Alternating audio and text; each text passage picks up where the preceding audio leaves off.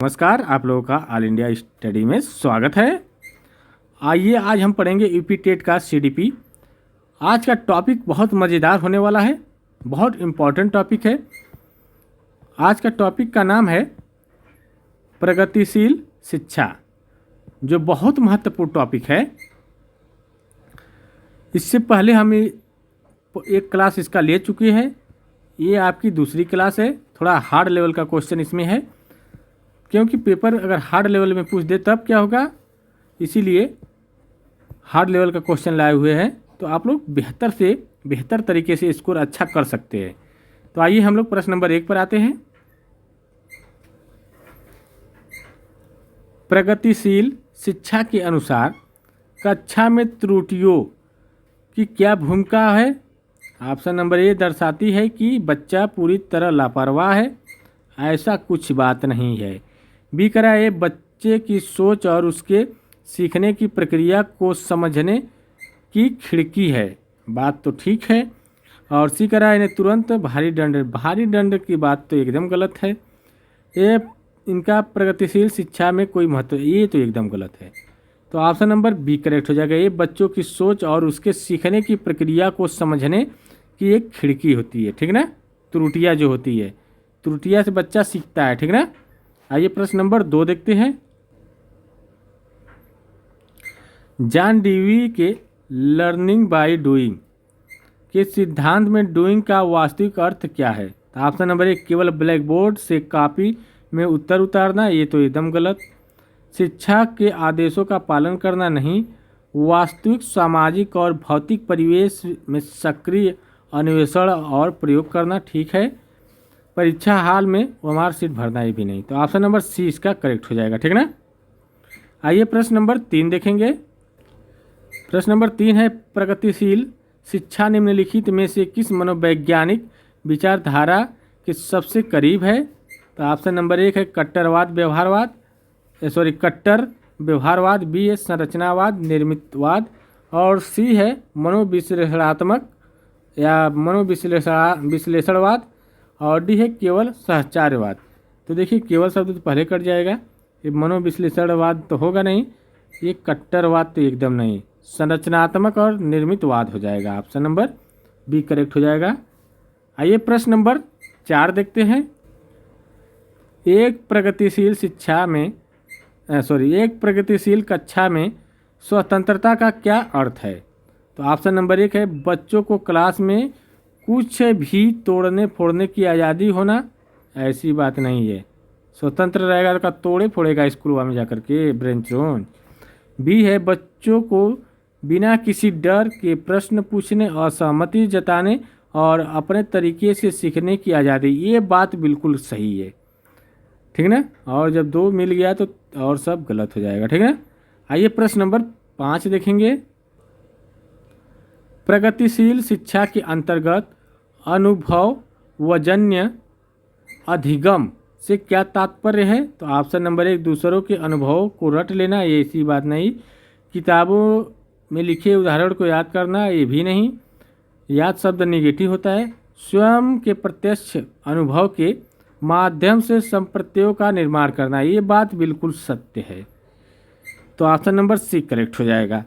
आइए प्रश्न नंबर 6 देखेंगे। प्रगतिशील शिक्षा में शिक्षण सामग्री टीएलएम कैसी होना चाहिए।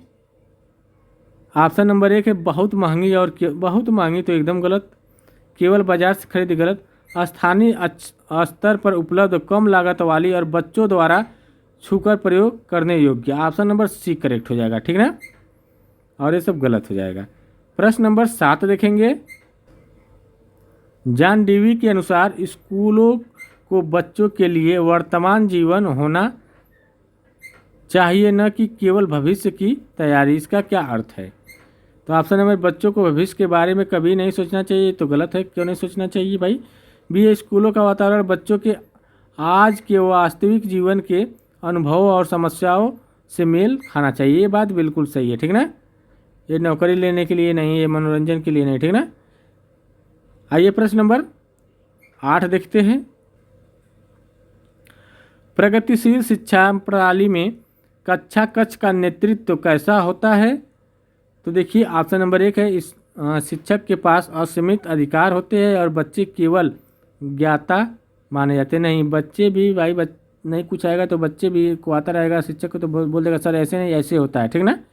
बी है शिक्षक और छात्र मिलकर जिम्मेदारी बांटते हैं। ये बात बिल्कुल सही है, जी शिक्षक और छात्र दोनों मिलकर के सीखते और सिखाते हैं, ठीक है। आइए प्रश्न नंबर 9 देखेंगे। खोज विधि प्रगतिशील शिक्षा का मुख्य हिस्सा है, इसके प्रतिपादक कौन है? तो ऑप्शन नंबर 1 है H.E. आर्मस्ट्रांग, बी है J.B. वाटसन, सी है सिगमंड फ्रायड और डी है एडवर्ड थॉर्नडाइक। तो देखिए इसके जो प्रतिपादक है H.E. आर्मस्ट्रांग, ठीक ना। तो ऑप्शन नंबर 1 करेक्ट हो जाएगा। इन्होंने ही हेरिस्टिक विधि दी है। कौन? H.E. आर्मस्ट्रांग ने ही हेरिस्टिक विधि दी है, जिसका अर्थ होता है खोजना, ठीक ना। आइए प्रश्न नंबर 10 देखेंगे। देखिए वीडियो अच्छी लगे चैनल को लाइक शेयर सब्सक्राइब आप लोग जरूर करिए। प्रगतिशील शिक्षा के संदर्भ में सामाजिक गतिशीलता का क्या अर्थ है? तो ऑप्शन नंबर 1 है एक जगह से दूसरी जगह भागना, गलत बात। शिक्षा के माध्यम से व्यक्ति अपनी जाति या वर्ग के बंधनों से ऊपर उठकर समाज में बेहतर स्थान पाना, ये बात बिल्कुल सही है, ठीक ना। केवल और समाज के नियमों को पूरी नकारना, ये सब गलत हो जाएगा। प्रश्न नंबर 11 देखेंगे। प्रगतिशील शिक्षा में सतत मूल्यांकन के दौरान शिक्षक को क्या करना चाहिए? तो ऑप्शन नंबर है हर हफ्ते बच्चों को फेल होने का डर दिखाना चाहिए, बी है बच्चों के काम का अवलोकन करना और उनके पोर्टफोलियो बनाना और उनकी सीखने की रणनीति का रिकॉर्ड करना। ये बात बिल्कुल सत्य है, ये होना चाहिए बच्चों में, सीखना सतत मूल्यांकन में ही होता है। आइए प्रश्न नंबर 12 देखेंगे। देखिए वीडियो अच्छी लगे चैनल को लाइक शेयर सब्सक्राइब करिए। प्रश्न नंबर 12 है बाल केंद्रित और प्रगतिशील शिक्षा में पुरस्कार एवं दंड का उपयोग कैसा होना चाहिए? तो ऑप्शन नंबर इनका अत्यधिक उपयोग होना चाहिए ताकि बच्चे हमेशा डरे रहे, गलत बात। डरने वाली बात निगेटिव होती है। इनका उपयोग न्यूनतम न के बराबर होना चाहिए क्योंकि ये आंतरिक अभिप्राय को कम करते हैं, ठीक है। दंड वाली बात है ना। और यह हर सही उत्तर में पैसा देना गलत, हर गलती पर शारीरिक दंड देना ही भी गलत। तो ऑप्शन नंबर बी करेक्ट हो जाएगा इसका, ठीक। आइए प्रश्न नंबर 13 देखेंगे। प्रगतिशील शिक्षा के अनुसार ज्ञान स्थिर नहीं है बल्कि यह गतिशील है, इसका अर्थ क्या है? ऑप्शन नंबर केवल शब्द आ गया तो उड़ा के काट दो। ज्ञान हमेशा बदलता है और नए अनुभवों के साथ परिष्कृत होता है, बात सही है। ज्ञान क्या होता है? स्थिर नहीं होता है क्योंकि हमेशा बदलता रहता है और नए अनुभव के साथ यह जुड़ता रहता है, ठीक ना। आइए प्रश्न नंबर 14 देखेंगे। द गिजुभाई बधेका, जिन्हें भारत में बाल केंद्रित शिक्षा का मसीहा मूंछों वाला माँ कहा जाता है, उन्होंने किस प्रकार के शिक्षण पर बल दिया? देखिए कठोर वाला तो गलत। बाल देवो भव, बालक ही देवता है और खेल कहानी आधारित शिक्षण पर, ठीक है। ऑप्शन नंबर बी करेक्ट हो जाएगा इसका भी, ठीक है। आइए प्रश्न नंबर 15 देखेंगे। प्रगतिशील शिक्षा में चिंतन को बढ़ावा देने के लिए शिक्षक को क्या करना चाहिए? तो ऑप्शन नंबर 1 है बच्चों को हाँ या ना में वाले सीधे प्रश्न पूछना चाहिए, बी है बच्चों को खुले अंत वाले प्रश्न पूछने चाहिए जिनमें उन्होंने सोचने की आवश्यकता हो। ये बात बिल्कुल सही है। आइए प्रश्न नंबर 16 देखते हैं। प्रगतिशील शिक्षा किस प्रकार के बुद्धि सिद्धांत का समर्थन करती है? तो केवल आ गया तो पहले काट दो। हावर्ड गार्डनर का बहुबुद्धि सिद्धांत, बात ठीक है। ये नहीं वाला आ गया तो गलत हो जाएगा। आइए प्रश्न नंबर 17 देखते हैं। प्रगतिशील शिक्षा के अंतर्गत लोकतंत्र का क्या अर्थ है? तो ऑप्शन नंबर क्लास में केवल चुनाव करना, गलत बात। हर बच्चे की आवाज़, पसंद और पृष्ठभूमि को समान सम्मान और महत्व देना, बात बिल्कुल सही है। ऑप्शन नंबर 20 सिर्फ सही कर रहा है भाई, कैसे क्वेश्चन बनाए कि सिर्फ 20 सही हो रहा है सब। ऑप्शन बदलिए अगले क्लास से, नहीं तो फिर समस्या हो जाएगी। सिर्फ 20 सही रहेगा, 3-4 ऑप्शन मिला है सिर्फ, जो कि दूसरा सही, नहीं तो सब 20 सही हो गया 17 क्वेश्चन में। ऑप्शन बदलिए सही करने वाला। ठीक है, आइए प्रश्न नंबर 18 देखते हैं। बाल केंद्रीय शिक्षा में बालक का स्थान कैसा होता है? गौड़ और या द्वितीयक, बी है मुख्य या केंद्रित। जो देखिए बाल केंद्रीय शिक्षा में बालक ही का जो स्थान होता है वह केंद्रित होता है मुख्य रूप से, ठीक ना। आइए प्रश्न नंबर 19 देखेंगे। गौड़ का मतलब होता है दूसरी, यह शिक्षक केंद्रित होता है, ठीक ना। गौड़ का मतलब शिक्षक केंद्रित। प्रश्न नंबर 19, प्रगतिशील शिक्षा में सहकारी अधिगम का मुख्य लाभ क्या है? तो ऑप्शन नंबर ए, बच्चे एक दूसरे का गृह कार्य कॉपी कर लेते हैं, ऐसा नहीं। बच्चों को प्रतिद्वंद्विता और दुश्मनी बनती है, ये भी गलत। बच्चे सामाजिक रूप से जिम्मेदारी उठाना और उच्च स्तरीय संज्ञानात्मक कौशल विकसित करना सीखते हैं, तो ये बात बिल्कुल सही है। आइए प्रश्न नंबर 20 देखेंगे। किंडरगार्टन पद्धति में जो बाल केंद्रित शिक्षा बाल केंद्रित शिक्षा का ही एक रूप है, इसके जनक कौन है? किंडरगार्टन पद्धति के जनक कौन है? तो देखिए जो है फ्रेडरिक फ्रावेल। कौन है? फ्रेडरिक फ्रावेल। सॉरी, दिक्कत हो जा रही है, बहुत गर्मी हो रही है जिससे दिक्कत होने लग रही है, दिमाग घूम जा रहा है, इस समय तो पसीना पसीना हो गया है। आइए प्रश्न नंबर 22 देखते हैं। प्रगतिशील शिक्षा में पाठ्य पुस्तकों को किस रूप में देखा जाता है? तो ऑप्शन नंबर है, ज्ञान का एकमात्र और अंतिम स्रोत नहीं। सीखने की कई संसाधनों में केवल एक संसाधन के रूप में देखा जा सकता है। कई संसाधन है बाल प्रगतिशील शिक्षा में। पाठ्य पुस्तक है ना, पाठ्य पुस्तक में सिर्फ पाठ्य पुस्तक के ही माध्यम से सीख सकती है, ये बात करने का मतलब है, ठीक है। आइए प्रश्न नंबर 23 देखेंगे। प्रगतिशील शिक्षा में अन्वेषण का क्या अर्थ है?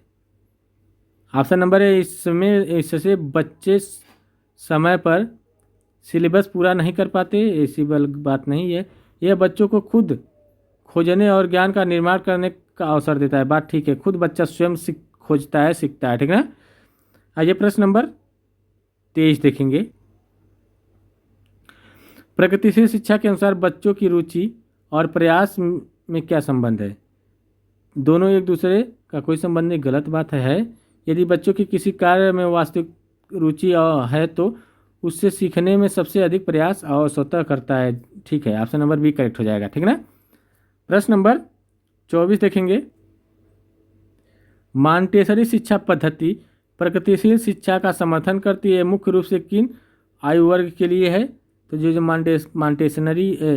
मॉन्टेसरी जो शिक्षा पद्धति होती है ये बच्चों के लिए होती है, ठीक ना। जो खेल विधि और ये सब उसी से रिलेटेड है। तो यह जो है 3 से 6 से 7 वर्ष के प्रारंभिक बाल्यावस्था के लिए सबसे बेहतर मानी जाती है, ठीक। आइए प्रश्न नंबर 25 देखेंगे। प्रगतिशील शिक्षा के सिद्धांत के अनुसार गृह कार्य की जांच कैसी होनी चाहिए? तो ऑप्शन नंबर 1, गलत उत्तरों पर,